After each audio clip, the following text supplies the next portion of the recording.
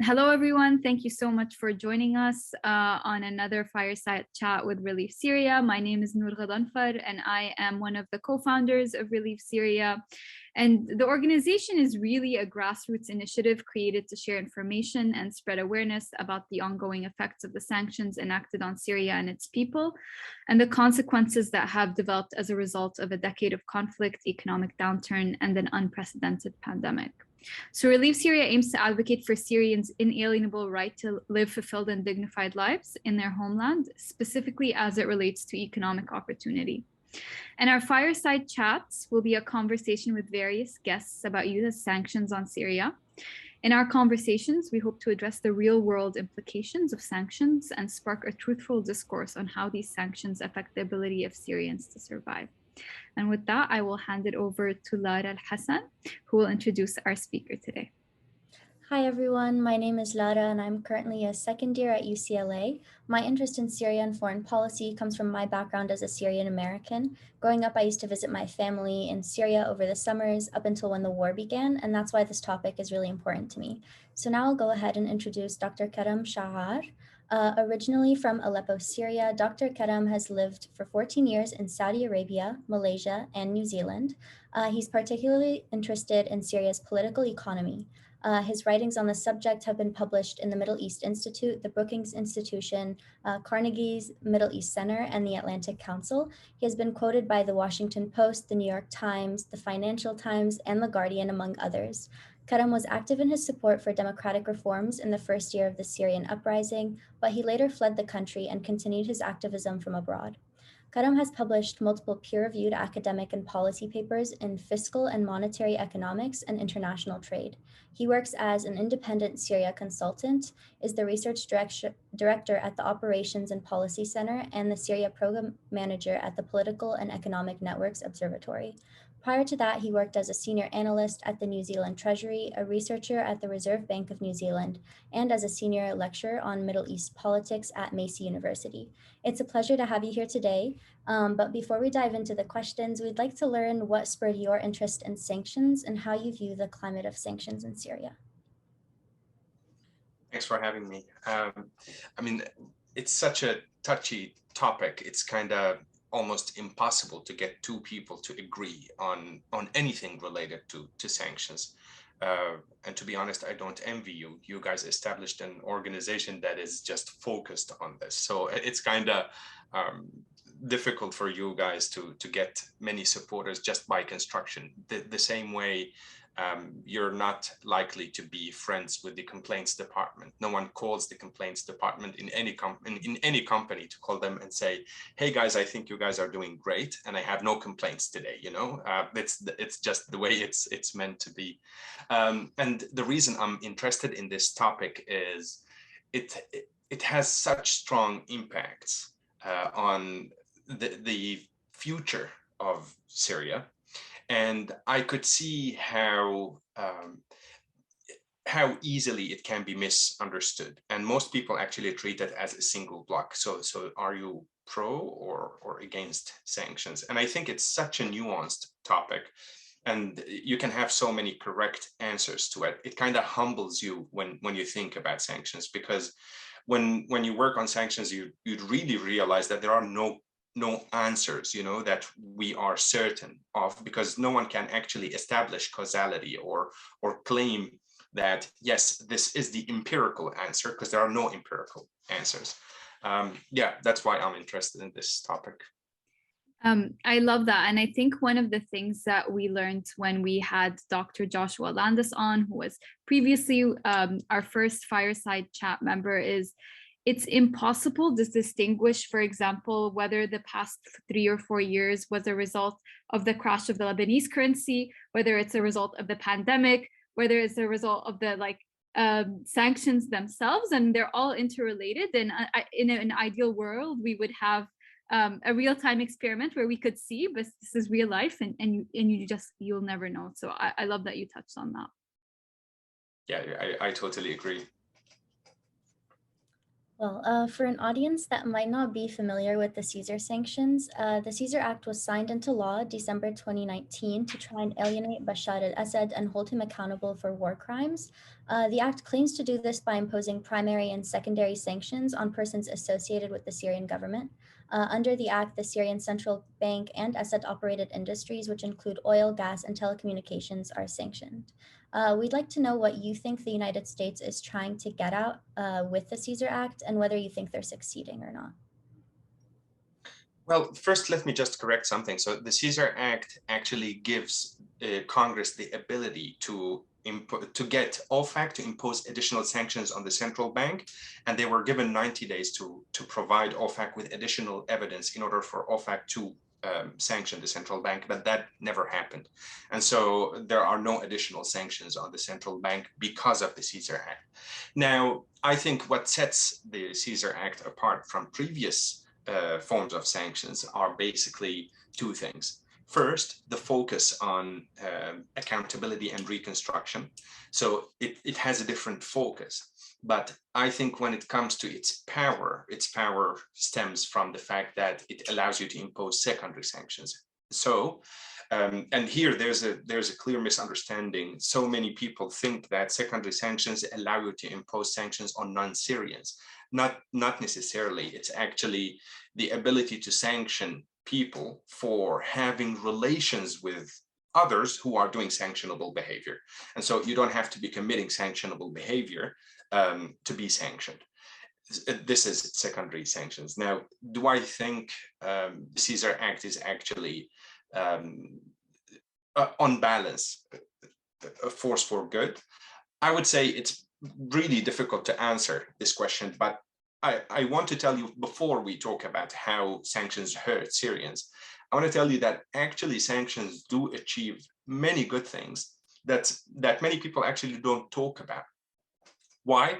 Because sanctions deter people who would like to go and benefit from the war without that making it to the news. And so you never hear in the news someone saying, hey, I actually wanted to go and invest in Syria and I didn't do it because of sanctions, you know? So think of Russian gas investments in Syria off the Syrian coast. So you have Block 1 and Block 2, one being invested by Neft Gas and the other by Capital.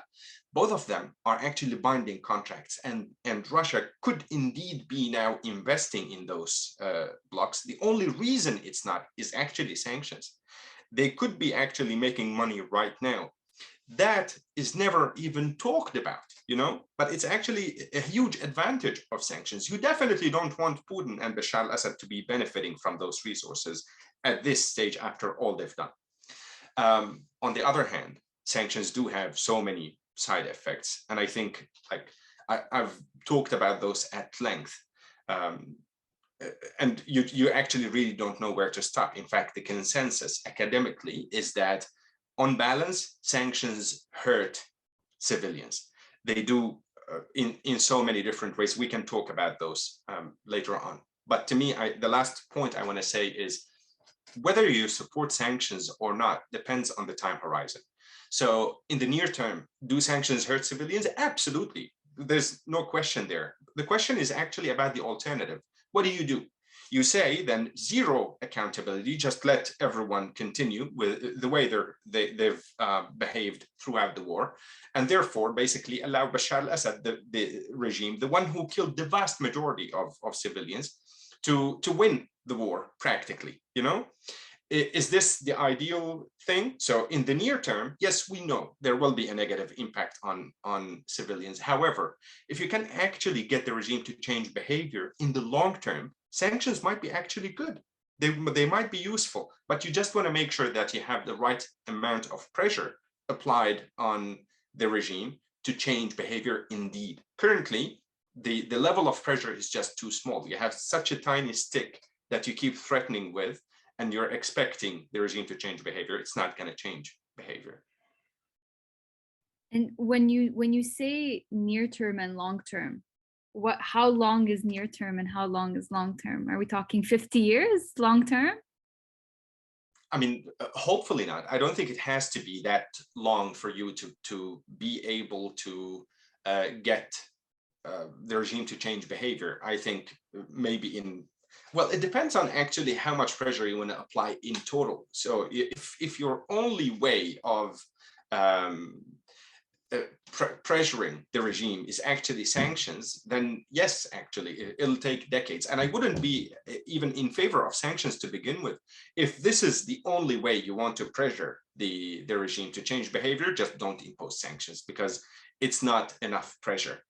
To me, the solution is not to actually lift sanctions, but to get the West to apply more pressure to end this conflict. You need to push them forward. You can't say, okay, you know what, sanctions hurt civilians, and Bashar al-Assad is actually not budging. I mean, it's just quite inconvenient that he killed maybe 300,000 people, but the West is not interested. Let's just lift sanctions and keep him in there. I don't think this is actually what we as Syrians should be saying.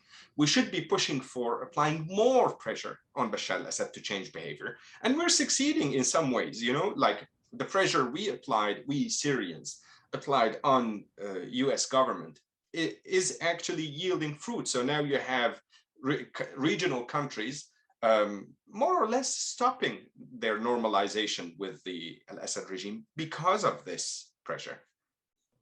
So in the status quo, like Assad's behavior hasn't changed, right, because of the sanctions. So what like sanctioning regime would you advocate for if we wanted to apply more pressure in that way?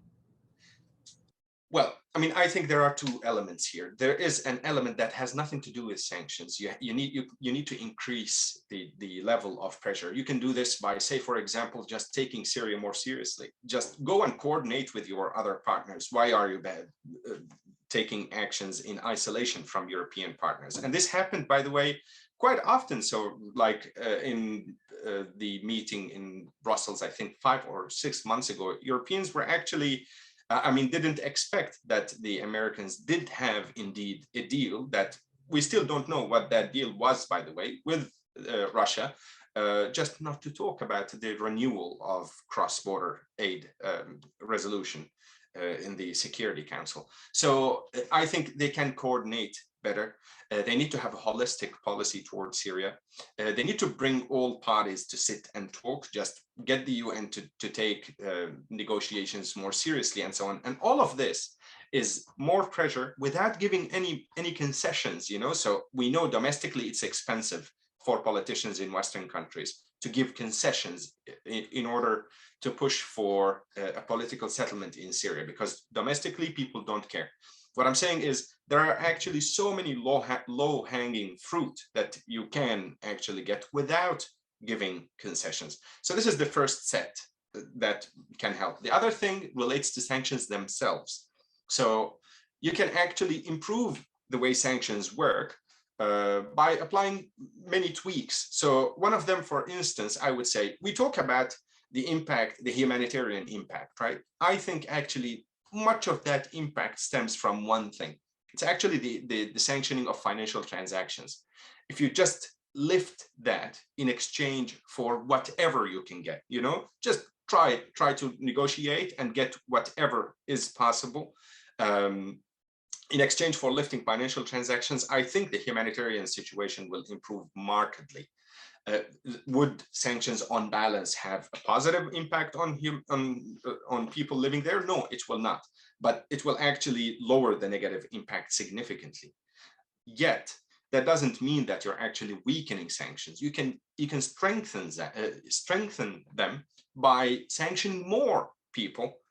So that is freezing their assets and preventing them from traveling, you know, so travel bans and asset freezes. You should apply these much more often, as opposed to what's happening now. Currently, it's kind of even applied in a way that's even difficult to understand. Why are you sanctioning Karam al-Assad? Who is that guy? He is just a little thug in Latakia who has 4 or 5 shabiha who hang out with him when he goes to a cafe, you know? But who is he? He's not an influential person. Why Karam, not Samir Kamal al-Assad? Samir, the son of Kamal, he's basically the most important person when it comes to narcotics trade in the Al-Assad family, and yet that person is actually not sanctioned. The other way you can improve sanctions is by using secondary sanctions. They're very, very useful. So you can't just keep threatening with secondary sanctions. If you don't use them, nobody is going to take you seriously. We need to actually use those sanctions on people who are not committing sanctionable behavior, but actually aiding regime cronies. So I just see so many ways for us to tweak the way sanctions work that actually will improve their efficacy big time. The main issue is nobody cares. The main issue is Syria is not a priority, not to anyone. In fact, they're not even willing to have an envoy for Syria. It's not on the top 50 items. So yeah, whatever happens, it doesn't matter. That's really interesting, because contrasting with the situation, right, where March 7, 2022, what's happening in Russia, I'm seeing a lot of what you're just describing. I'm seeing the travel bans, I'm seeing the asset freezes. I'm curious as to, is this what you had envisioned or would have envisioned from a sanctions perspective in Syria, or even that's not even going to affect Russia? Like, you don't even think that's enough I'm just trying to compare. Again, back to that time horizon thing. If Russia is going to change behavior, it's far more likely to happen now, not a year from now or 2 years from now, because this is exactly when they're taking a serious slap, But still, you look at some of the measures they've taken, and you wonder, how is this useful? So, for instance, one of the largest online platforms for like people who work online is called Upwork. Upwork suspended its operations in Russia. They announced it today, and they will stop starting from. They announced it today, and they will stop from May. How is this useful? And I really don't think Putin works on Upwork. Neither he does, nor one of his cronies.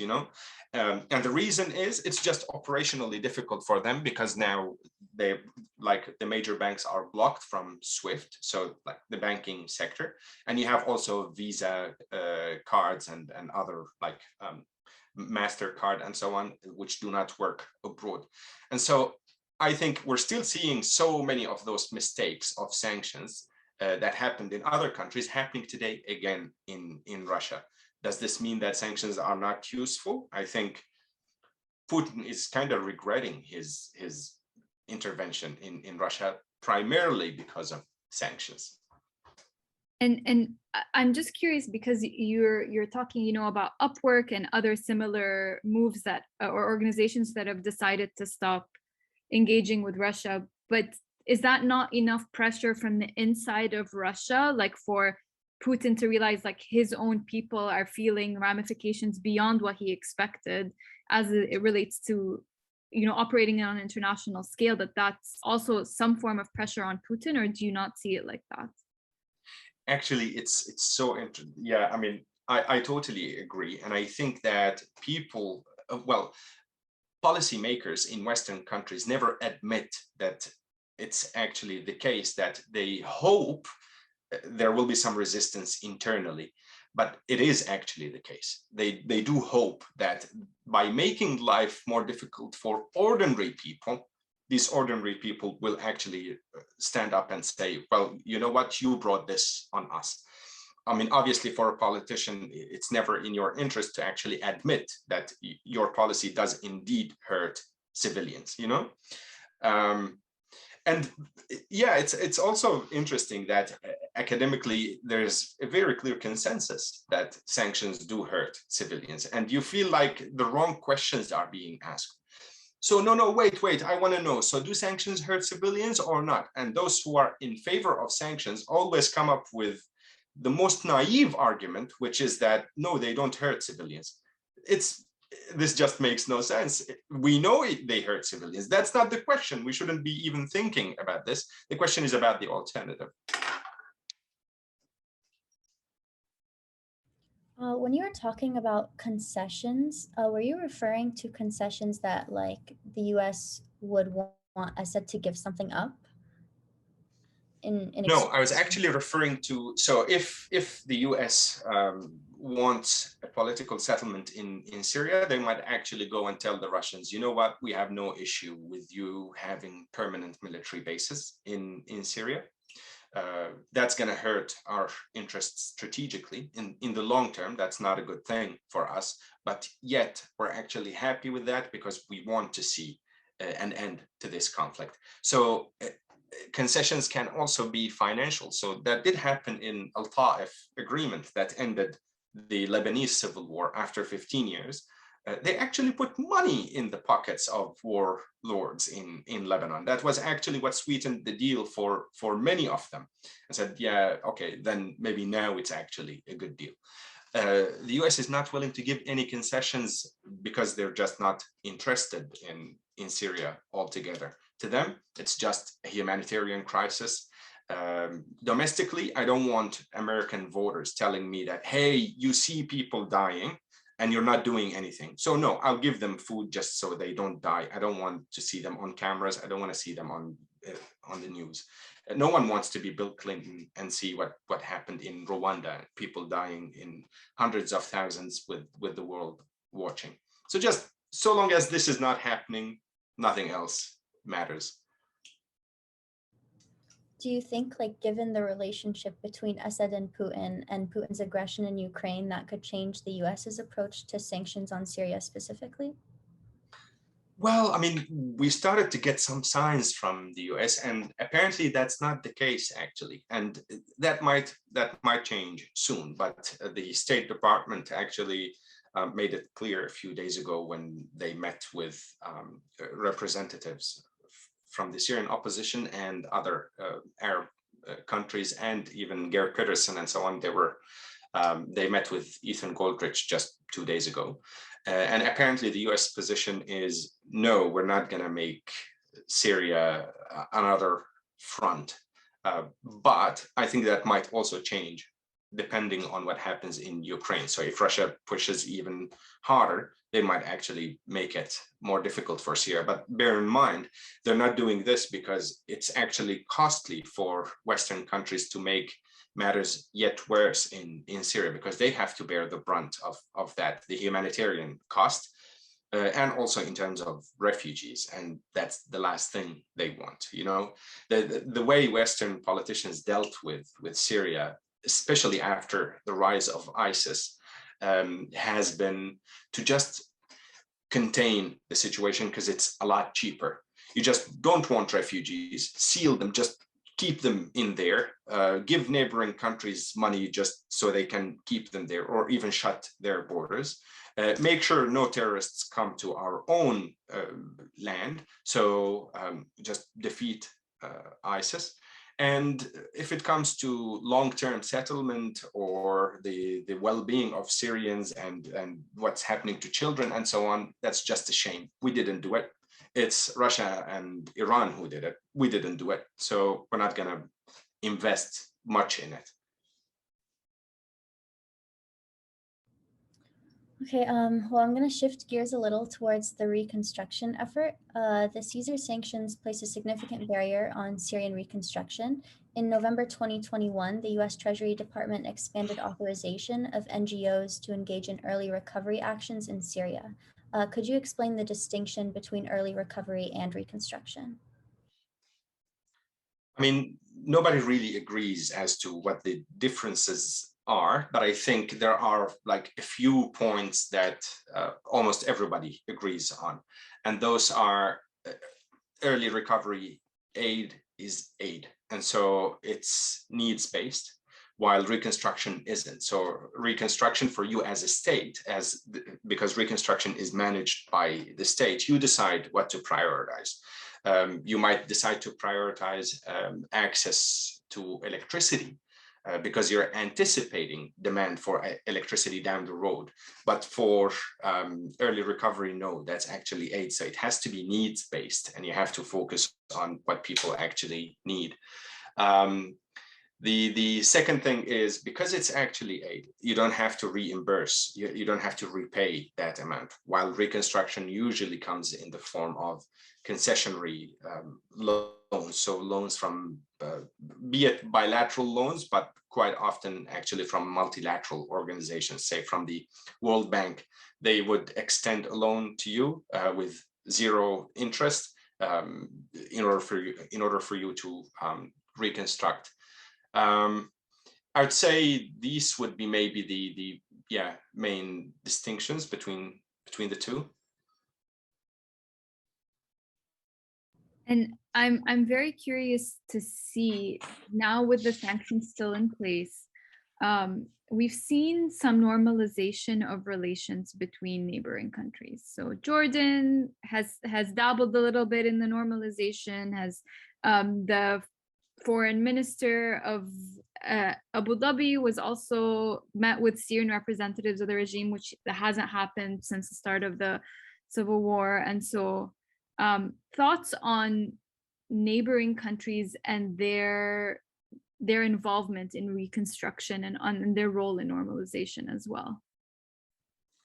I mean, I don't think neighboring countries are interested in reconstruction. They're interested in normalizing relations so that they themselves are not hurt by what's happening in Syria.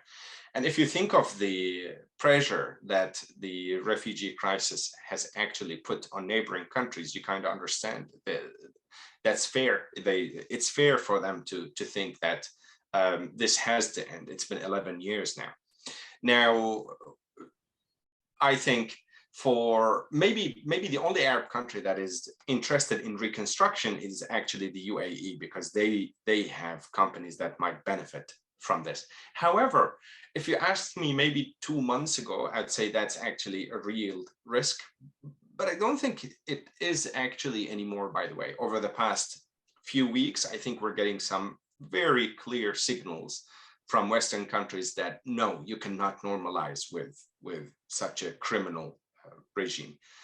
You might be able to do agreements whereby you prioritize your interest. If the regime gets marginal benefits, then be it, so which is the case with the Arab gas pipeline deal, for instance, or electricity being supplied from Jordan to Lebanon through Syria. So because it passes through Syria, you get 8%. But no, we're not normalizing relations with you. It seems Syria will not go back to the Arab League. I don't see strong signs of normalization actually anymore. Yeah, that's interesting because it was announced in December that Syria was going to host the Arab Energy Conference in 2024. And so, I mean, energy, it's OAPIC, it's a huge part of what, Middle East and North Africa economy. And so to host it in Syria is also almost a signal towards normalization, no? There were quite a few signals, you're right, yeah. So like the reopening of some embassies, right. The electricity deal that the UAE signed with Damascus, the Arab gas pipeline deal. So there were actually quite a few signs, but I think they just stayed like that, so they were trying to normalize relations and they were met with stiff resistance. It actually happened like there was bipartisan opposition to normalizing with Bashar al-Assad. The only party that was actually okay with it was the White House itself, not all Democrats. And I actually think it's not happening anymore. What the Biden administration is trying to do is to basically just get rid of this nightmare that is Syria.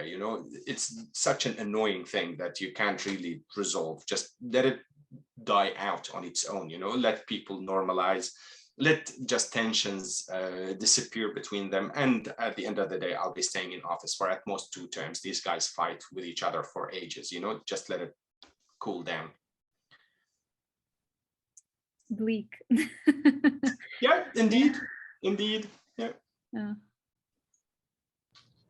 Do you think the distinction from like the Biden administration's point of view between reconstruction and recovery aid is due to like what they foresee, like the relationship between Russia and Assad and China, for example? Is that like what they meant to target with the reconstruction?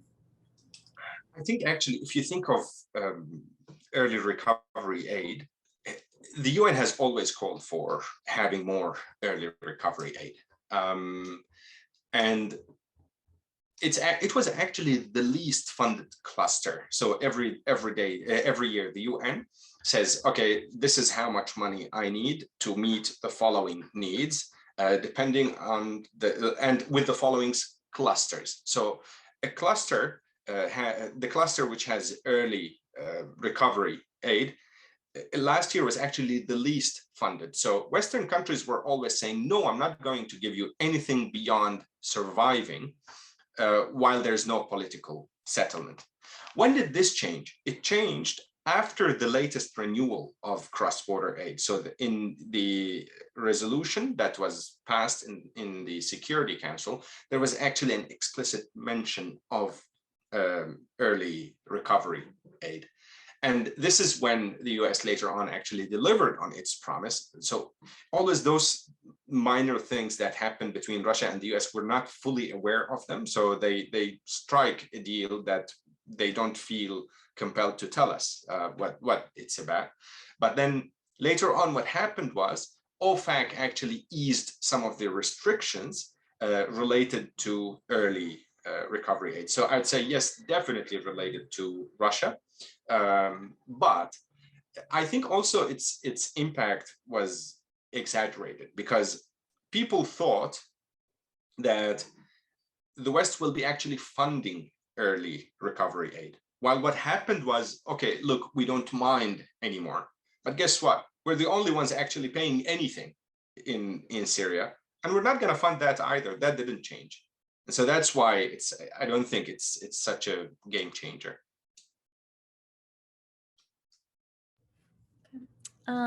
You've said in the past that Western politicians understand sanctions are nothing more than a fig leaf to cover their uninterest in Syria. Do you think anything could rekindle the West's interest in a viable solution to it, or do you think the West is poised to just move forward with normalization? I think we can actually stop normalization, and I think we did. That's actually what happened over the past few months. It was Syrians who stopped normalization. The pressure that was applied on various senators and congressmen to stop normalization. I think we can. It's a very, very difficult battle, but you see, to me, an unfair settlement to the conflict is far worse than a settlement that is half baked, so a settlement that is not fair. So what the West would be interested in currently is, guys, would you just go and sit and talk to Gareth Patterson, please? Would just get this over with, whatever agreement that brings you all back to the same country, and go and work it out later on. To me, I actually think that's not a good thing. And I know the situation is really difficult. I know I can't return to my country. I know our house was hit with a barrel bomb.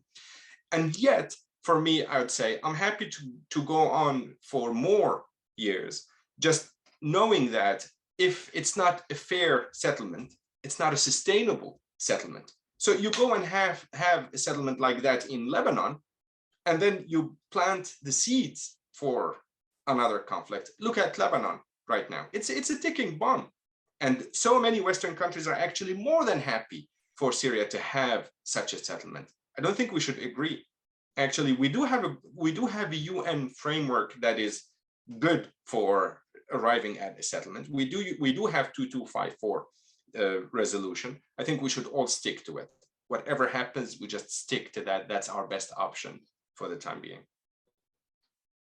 When would you feel that it is no longer the best option to stick to the resolution? I mean, I completely understand your point of view. It's like you don't want to feel that everything that happened in vain. If we're gonna go back and nothing's gonna change and everyone's just gonna, عم نطبطب على المشكلة. It's not solving, it's not coming to the solution. But at the same time, almost 80% of Syrians are now food insecure. Like, how much longer and it's just gonna get worse. And that's what the trends and the signs are pointing to. So at what point do we say, okay, what we're doing isn't working? And realistically, just looking at US politics and the way people will become disinterested in Syria once again. The senators will move on to the next issue. And every time Syrians bring it back, it'll be almost less and less and less because more and more and more and more time has passed. And so just from a realistic perspective, what do you see? So then maybe let's just go back to Lara's question. Yeah. Can we rekindle that interest? I think we can. So if we can highlight the various ways in which the chances for a fair political settlement gets significantly higher with zero concessions, if we just keep highlighting those, I think this increases the chances for a political settlement. So if we just go and tell Western countries, look, I'm not asking you for a no-fly zone. All I'm asking you is you have enough influence to bring people in Northeast and Northwest Syria to come and sit on the same table and settle their differences. Yeah. If we can do that, if we can work on governance, if we can work on track 2 discussions and so on, I really think we will be better off. We will be far better off than if we went now and just arrived at any settlement that satisfies Bashar al-Assad. Because remember, this guy gave zero concessions, zero, nothing. It's my farm. You guys are my cows. My dad gave it to me. It's my own farm. I have the right to milk you for life. And if you actually are not willing to agree with that, I'm happy to cut your reproductive organs. I'm happy to kill you in tens of thousands. I don't think we should ever agree to any settlement that keeps this monster in power. And so I do want to go back, I think, as just one final question before we go to closing remarks. You did bring up the case of Rwanda, which I think is very interesting, right? Here we had two tribal groups who essentially, it was a genocide between the two of them, and they've managed to work things out, get back on track, and Rwanda actually has improved vastly. You would not even think Rwanda is where it would be today. Thoughts on looking at that from the Syrian perspective, just differences, similarities, and whether we can ever get to a point of reconciliation where people can move forward and are able to have peace and put this behind them, especially when we're looking at the thing of sanctions, right? First, I actually don't think the situation in Rwanda is any better. The Hutu and Tutsi actually still very much hate each other. And you actually ended up back in a situation where one of them is actually very much dominating the other. And I could be wrong, but we can go and read. Look, I think what we need to do in Syria is to try to talk to each other, talk more, and focus more on things that actually matter. So more than maybe more than, well, not actually matter, that matter more. So maybe we should be focusing on governance. We should be focusing on reopening borders between the different cantons that we have. We should be trying to get people to trade with each other again. We should be trying to convince everyone that, hey, your sect or your religion or your ethnicity means nothing to me. What happened here was not because of those. It's because some people actually politicized them. You were manipulated. Accept this and let's live together. And I think all of this can still be done. In fact, we can do it far better when Bashar al-Assad is isolated. We should continue to isolate him. Otherwise, we will end up with a regime exactly like that of North Korea that gets uglier by the hour. Getting rid of him should be the #1 priority. Sanctions, to me, are actually applying good pressure. For us, the solution is to tweak them, to improve them, to lower the impact on civilians, and to keep fighting for more pressure to get Bashar al-Assad to basically ultimately say, that's it, I can't stand it anymore, I'm leaving. Well, I think that's a really good note to end on. And before we just finish the fireside chat, I was wondering whether you had any last remarks or thoughts that we didn't touch on that you think is really important for people to know when they're looking at the issue of sanctions in Syria? Maybe not, maybe no, not sanctions, but when we're talking about interest, by the way, I just want to say that it's actually a little bit unfair to think of how much interest the West had in Syria by just looking at 2022, because currently it's at its lowest point. But they were actually indeed far more interested in 2012 and 2013, and the incompetence of many people in the opposition was actually what turned out to be disastrous. So you had the US actually willing to arm and equip some people in the opposition, and they didn't know how to take advantage of that situation. While the case in Ukraine is now exactly the other way around. Now you have the interest at its peak, and it is gonna fall by nature. That's it. The news cover what's new. Once it's not new, the level of interest will fall. I completely agree with that, and I think going back to your point of maybe perhaps not only the incompetence of people in the opposition, but at the same time, parties weren't willing from all the West to come together and agree on a solution for Syria. And if everyone had come together, but we look at the pandemic, and if the people did that in a pandemic, which affects the health of every single person, the pandemic wouldn't have spread the way it did. And if they can't do that for their own people's health, like it's almost, I don't ever see that happening for something that in a country that you are never affected by, which is why I'm so disillusioned by this, the whole topic of sanctions. I agree with you. I think they should be applied correctly. I just think they never will, unfortunately, just given what we've seen from the international community.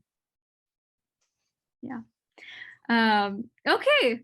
I think on that note, what we'll say is thank you to everyone who watched. I think this was very interesting conversation with Dr. Shaar. Thank you so much for being here. I think this was really illuminating. I learned a lot, and I'm sure Lara learned a lot as well. If you can follow us on social media, we are on Twitter, Instagram, and Facebook as Relief Syria. We try to update as much as we can, but we are a volunteer organization. And with that, thanks so much. Thank you. Great talking to you.